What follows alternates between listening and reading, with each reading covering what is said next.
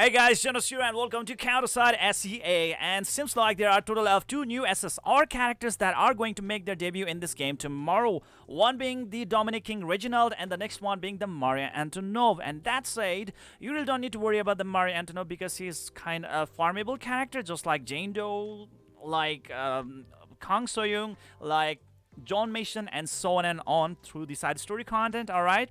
But when we are talking about the Dominic King Reginald, well, you have to summon for him. And now the main question pops out. Should you really summon him or not? Okay, I mean, like, are you really supposed to spend your implement contract tickets on him or not? Is it really that worth it? Well, let's review both of them, alright? So I would really love to give a very big thanks to this amazing guy known as Antilor #7066 from the Discord channel. Thanks to him, I have actually came with this amazing information out here so that I can actually provide it to you guys. Don't worry guys, I'll be providing the link to this document in the description section below out there. You can actually check it out right over there so that you can actually check it out for your own, alright? That's it. Let's look into his details. Dominic King Reginald, SSR character, he's a defender type unit, and the counter role and the 4 cost. Okay, so yeah, that's gonna be it. And now that said, right over here guys, a basic attack, the first attack, alright, just a basic attack, nothing really special about that one. The second skill, King's Will, that's a passive skill, releases a shockwave when his HP reaches 70% and 40%, taunts nearby targets and increases his own damage reduction by 7.5% to 15% depending on the number of the target's hit. So that is really good. He can actually taunt, he can actually also reduce the incoming damage taken, and at 70% and 40% of his health, he can actually release the shockwave. And on top of that one, at skill level 5, he can even recover 10% HP when 70% HP, right, threshold, and recovers 20% HP when he reaches 40% HP threshold. So that is pretty good indeed. That means like it can actually allow him to be really tanky, alright? And well, if you are actually kind of wondering like what actually his stats actually look like, then well, I've got a hint for you guys. Look at this. His HP is insane, okay? It kind of reminds me of the Ryan Ferrier. Look at it. 67,956 HP. I mean, like, he has that 4 deployment cost, and for that 4 deployment cost, I think it's pretty, you know, like, fair. It's totally worth it, alright? That's a lot of HP out there. And when we are talking about his defense, it's 1,539 defense points. That's a lot of defense that we are looking into. Usually the units who have a lot of HP, they do not have a lot of defense. They usually have defense about like 700 to 800 and something like that, or even lower. Okay, so that's what actually how they suffer, just like, you know, other units out there. But this guy right over here is just too good. The Dominic King Reginald, okay, is really superb HP and very superb defense as well. That means like he can actually tank a lot of damage all day long, and thanks to that HP heal, he definitely can actually sustain in the battle out there like a really amazing mid shield, or let's say a really great punching bag. Okay, so yeah, there we go. Gazer, that's gonna be his third skill, a special skill, 24 seconds cooldown, slams the ground in the front and reduces the attack by 15% for 8 seconds. Yeah, there we go. Okay, so right over there guys, he can actually decrease the attack of the opponents by 15%. That means like it will be much easier for him to tank the damage from the opponents because the opponents will be dealing lesser damage to him, just like how our Lee Yumi works out there in the battlefield, right? Pretty much similar type. And at skill level 5, cooldown decreases by 6 seconds. So that means like instead of 24 seconds of cooldown, he's gonna have 18 seconds of cooldown. So that's pretty great, isn't it? Alright. And the next one is gonna be his ultimate skill, known as the Big Bang. Ultimate skill, 48 seconds cooldown, releases a shockwave from his body, increases on defense by 25% for 12 seconds. Oh my god, that is great. 25% of defense improvement is huge. I mean, like, considering like how amazing his defense stat is, like 1,539 points. This guy's amazing. 25% of that defense points. Wow, that is actually the defense stat of so many units out there. Just think about it. It's too good. It's really good. It's really good, man. Okay, so I really do love that one. And skill level 5, the buff duration increases to 18 seconds instead of just 12 seconds. So there's an addition of 6 seconds of, you know, like this increment. So I would say that it's really great. This guy can actually be, like one of the best mid shield out there. So in overall, it seems like this guy is really great, right? So what's the problem with him, and what are the advantages? I mean, like pros and cons with him. Let's actually check this one out. You know, the insight from the writer himself. A tank with great stats, but he's held back by his high cost. Yes, the cost is actually going to be his biggest problem. But when we are actually considering his cost versus his stats, I would say that is pretty fair. Not really that bad in my opinion, right? His passive is unique and allows him to self-heal during the battle. Remember? Like 10% of HP heal when he reaches 70% HP threshold, and 20% of HP heal when he reaches 40% HP threshold, right? Yeah, there we go. And allows him to self-heal during the battle, making him much harder to kill. Yes, he's really, really hard to kill. Like, opponents are actually gonna break a sweat whenever they are trying to kill this guy out here. Future-proofness 4/10, because there will be a lot of units out there who are definitely gonna be easily, you know, like, substitute him, okay? Even right now, if you already have Liumi and A Hilde, Awakened Hilde, then, well, you're totally good to go. He's used mostly in the PvP in Korean version, but even there, rarely, okay? So his cost is simply too high and they have better tanks. Still, during up weeks, when his cost is reduced, he turns into a monster. Yes, I mean, like, yeah, we have this banning thing on weekly basis on the gauntlet matches, right? So there might be the time when he actually is gonna shine out, because there might be the time that his deployment cost is actually kind of reduced, whereas like those units that we actually frequently use in the battle, like Awakened Hilde, Liumi, their deployment cost might actually just keep on improving, like just keep on increasing, and that can be a really big problem using them. But instead of that one, there is a very good chance for you, or let's say there is a very good option that you can actually use the Dominic King Reginald. Okay, so yeah, there we go. At that time, definitely he's gonna shine. Potential impact on the SEA meta, that's gonna be 6/10. Okay. So you cannot really expect a lot from this guy out there, okay, that's the thing. There's a lot of competition for the tank spots in SEA. Awakened Hilde was just released, and we have Yumi and Ryan as well. So they are really good competitive units out there, and you also gotta, like, think, because, like, there are so many resources that you are actually going to be using if you really want to max this character out right away. And as the banners are actually kind of getting refreshed like every freaking week, you are definitely gonna be kind of like gonna be out of resources when actual unit is actually gonna be coming out in the near future, like better units. Okay, so like, you know, like if you really are very that conservative to have a free-to-play player or dolphin, then you would really want to save your resources for those upcoming, like, you know, like those future amazing units. All right, so that's what it is really trying to say, and that's the thing. But anyways, still, he is very hard to kill, and if you use him as a leader, he might survive a beating, but that's all he does. He is a mid-shield. That's the thing out there, but the thing is that, like, he doesn't have any kind of CC skill like Ryan Ferrier. He can actually stun the opponents, right? And this Dominic King Reginald, he's pretty much a punch bag.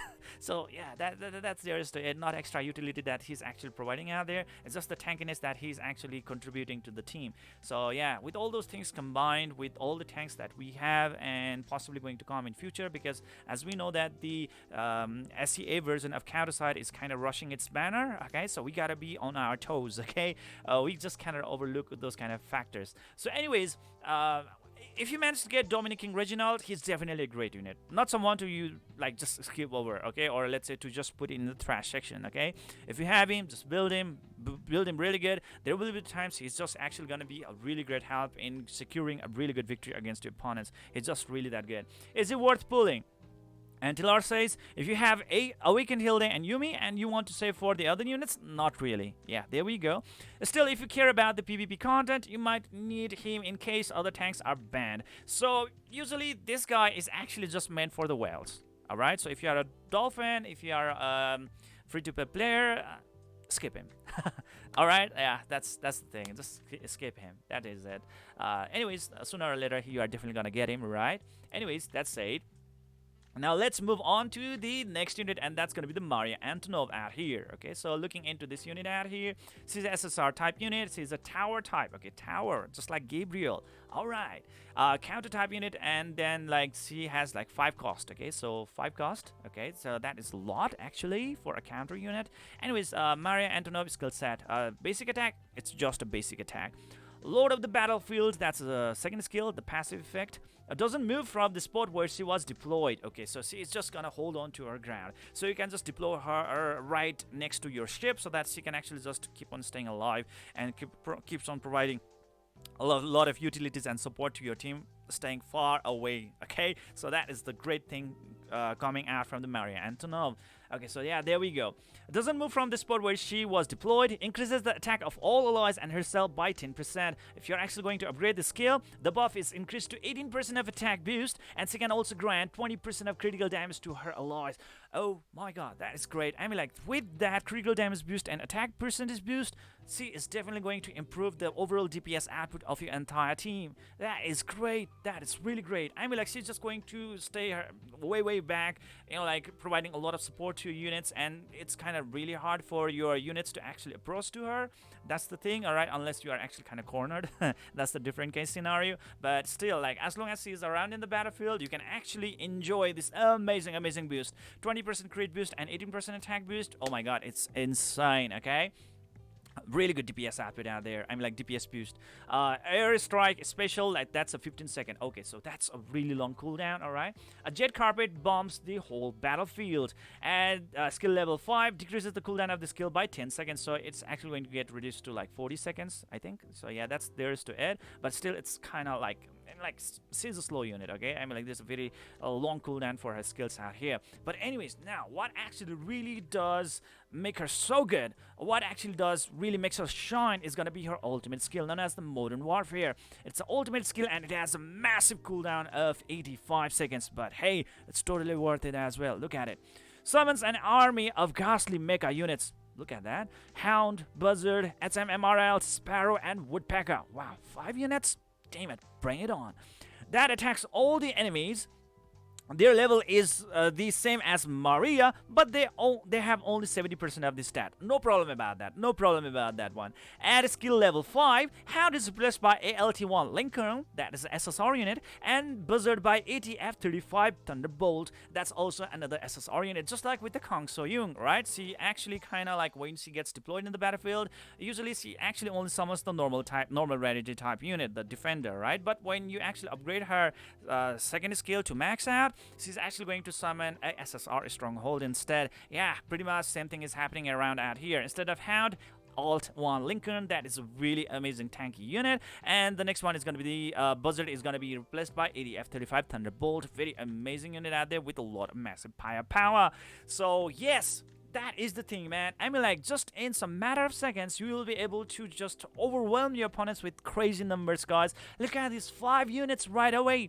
1, 2, 3, 4, 5. Hound, Buzzard, SMRLs, Sparrow, and Woodpecker. The only problem is that, like, her cooldown is massive, okay? 85 seconds, oh my god, okay? So definitely this is the reason why there's not a really great viability for her in the heated PvP matches, okay? I mean, like, any kind of skills that has a really long cooldown, gauntlet matches, not really viable.